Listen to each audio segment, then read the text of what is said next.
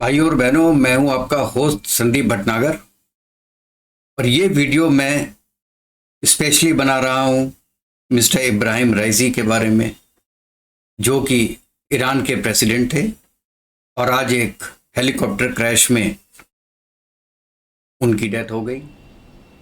जिस हेलीकॉप्टर में वो थे उसमें ईरान के फॉरेन मिनिस्टर मिस्टर हुसैनी अमीन भी थे, एक स्टेट के हेड भी थे, उनके गार्ड्स भी थे, पायलट भी थे, को पायलट भी थे। तो कुल मिला के 7 या 8 लोग थे उसमें। और ये पूरा कन्वॉय जा रहा था ईस्ट अजरबैजान में, जहाँ पे एक पुल का उद्घाटन होना था। तो 3 हेलीकॉप्टर में लोग थे, तो 2 हेलीकॉप्टर तो सॉफ्ट लैंड कर गए, लेकिन इनका हेलीकॉप्टर सॉफ्ट लैंड नहीं कर पाया और वो क्रैश कर गया। अभी तक यही इन्फॉर्मेशन हमारे पास आई है। ब्लैक बॉक्स अभी तक नहीं मिला है जिससे कि एग्जैक्ट उसका रीज़न पता चले कि क्या हुआ था। कई स्टोरीज इसके बारे में शुरू हो गई हैं आती हुई। कोई कह रहा है कि इसमें CIA का हाथ था, कोई कह रहा है कि इसमें इजराइल मुसैद का हाथ था, कोई कह रहा है कि ये इनका इंटरनल मैटर था इसलिए ऐसा हुआ है, कोई कह रहा है कि जिस हेलीकॉप्टर में ये जा रहे थे वो अमेरिकन हेलीकॉप्टर था और उसके स्पेयर पार्ट्स अब नहीं मिल रहे हैं। तो ज़्यादातर उन हेलीकॉप्टर के spare parts second hand market से परचेज़ किए हैं, चाइना में बनवाए गए हैं।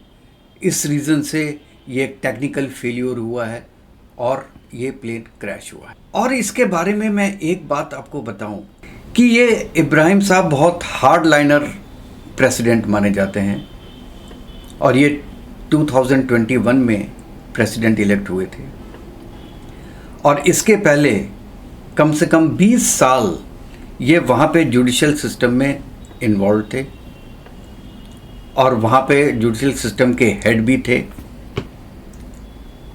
और उस दौरान उन्होंने बहुत ज़्यादा कंट्रोवर्शियल डिसीजंस भी लिए थे, जिसमें एक डिसीज़न जो इराक ईरान वॉर में जिन लोगों ने, सुन्नी लोगों ने ईरान में रह के इराक का साथ दिया था, और ऐसे 1-2 लोग नहीं थे, हज़ारों लोग थे, उन लोगों को उन्होंने एक्सिक्यूट किया था। और इसको कहा जाता है कि वहाँ पे दैट इज़ एक्स्ट्रा जुडिशियल एक्सिक्यूशंस किए थे। उन लोगों ने सद्दाम हुसैन जी का साथ दिया था और इस जो एक कमीशन बना था जिसके ये मेंबर थे उसको बोला जाता था डेथ कमीशन। और आपको याद होगा 2 या 3 साल पहले एक लड़की थी माशा अमीनी, जिसने ठीक से शायद अबाया नहीं लिया हुआ था, तो उसको भी इतने स्ट्रिक्ट रूल्स उन्होंने बनाए थे कि उस लड़की को भी अपनी जान गंवानी पड़ी। और बेसिकली इनको हिजबुल्लाह, हमास, पैलेस्टीनियंस सबका बहुत करीबी माना जाता है। इसलिए एक ये भी कयास लगाया जा रहा है कि ये जो अटैक है वो नेतन्याहू ने कराया है, क्योंकि कुछ दिनों पहले वहाँ से 300 मिसाइल्स इजराइल पे छोड़ी गई थी, तो इसका उन्होंने एक बदला लिया है। मुझे वैसे ये चीज़ लगती नहीं है, क्योंकि रईसी साहब ईरान में नंबर 1 नहीं है, और अगर इनको एलिमिनेट किया भी गया है तो उससे कोई बहुत ज़्यादा फ़र्क पड़ने वाला नहीं है। जो स्टेट की नीतियां हैं वो तो वैसे ही चलेंगी और अली खुमैनी साहब उसको वैसे ही चलाएंगे, क्योंकि he is the main person. इनके जगह कोई दूसरा भी आ जाएगा तो भी नीतियां वही रहेंगी।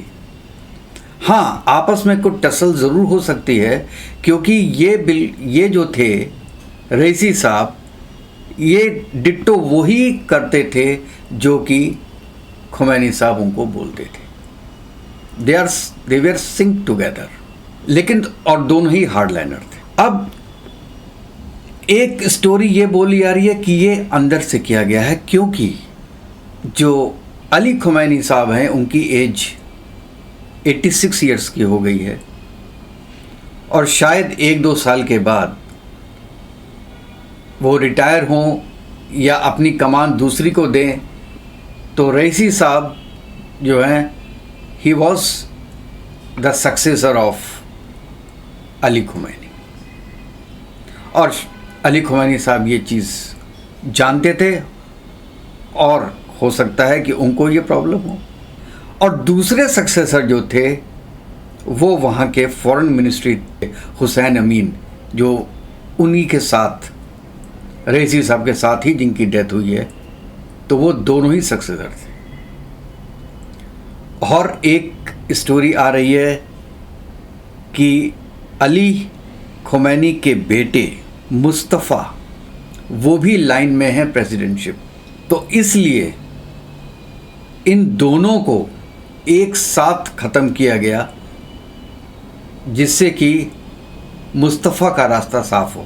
देखिए, मेरे पास इस चीज़ का कोई पुख्ता सबूत तो है नहीं, लेकिन जो स्टोरीज ट्विटर पे चल रही हैं मैं आपको वो बता रहा हूँ। तो और जहाँ तक देखिए इंडिया का सवाल है, तो इंडिया को कभी भी रईसी जी से कोई प्रॉब्लम नहीं हुई।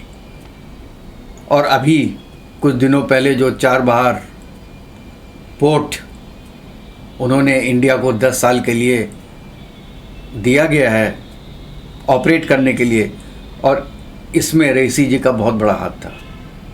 और दूसरा, वो पाकिस्तान के साथ भी बहुत अच्छे रिलेशन रखना चाहते थे, और उन्होंने जो गैस पाइपलाइन है उसके बारे में भी जाके अभी वहाँ पे पाकिस्तान गए थे और वहाँ पे इसके बारे में डिस्कशन किया था, और उनको बोला था कि हमने अपना जो ईरान में गैस पाइपलाइन है वो हमने कंप्लीट कर दी है और अब आप अपना हिस्सा कंप्लीट कीजिए। और उन्होंने ये अप्रीहेंशन भी शो किया था कि शायद पाकिस्तान इसलिए नहीं कर पा रहा है कि उस पर अमेरिका का प्रेशर है। लेकिन इनफैक्ट इसके बावजूद कि वो हमारे लिए इंडिया के साथ बहुत अच्छे थे, हमको कोई उनसे बहुत बड़ा इशू नहीं था, लेकिन ऑफ कोर्स वो एक हार्डलाइनर थे। वो एक इस्लामिस्ट क्लेरिक थे जिन्होंने बेसिकली ईरान का नक्शा बदलने में अपनी बहुत अहम भूमिका अदा की है, जो कि किसी भी हालत में मैं पॉजिटिव नहीं बोल सकता। जितना वहाँ पे रेस्ट्रिक्शंस उन्होंने की है, और जो मैंने बताया हज़ारों आदमी, लेकिन जैसे भी हों हमारे यहाँ मरने के बाद सबको स्वर्गीय बोला जाता है। तो इसलिए हम भगवान से प्रार्थना करते हैं कि उनको और उनके साथ जितने भी लोग थे उनको भगवान उनकी आत्मा को शांति दे और ईरान को सद्बुद्धि दे कि जो हरकतें वो पिछले 3-4 साल से कर रहे हैं टेररिस्ट ऑर्गेनाइजेशंस को सपोर्ट करके, उसके बारे में एक बार दोबारा विचार करें और पूरी दुनिया को एक रहने लायक जगह बनने दें। जो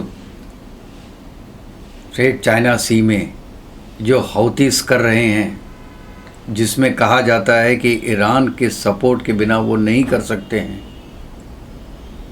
जो हमास पैलेस्टीन के लोगों को मार रहा है, मैं तो यही बोलूँगा इज़राइल इसलिए मार रहा है क्योंकि हमास अटैक करके भाग जाता है। उनके सब लीडरशिप कतर में छुपे हुए हैं और पैलेस्टीन के छोटे छोटे बच्चियों को आगे किया हुआ है इज़राइल की सेना के आगे। और इज़राइल को किस किस कंट्री का सपोर्ट है ये सभी जानते हैं। तो चलिए आज ये छोटा सा वीडियो मैं यहीं पे समाप्त करता हूँ और आपसे रिक्वेस्ट करता हूँ कि जिन्होंने अभी तक मेरा वीडियो सब्सक्राइब नहीं किया है तो प्लीज़ उसको सब्सक्राइब कीजिए और बेल आइकन दबा दीजिएगा, जिससे कि जैसे भी कोई नया वीडियो मैं अपलोड करूं तो उसका नोटिफिकेशन आपके पास आ जाए, जिससे कि आप उसको देख सकें और अपने कमेंट्स कर सकें। नेक्स्ट वीडियो तक आपका धन्यवाद। भारत माता की जय। जय हिंद, जय भारत।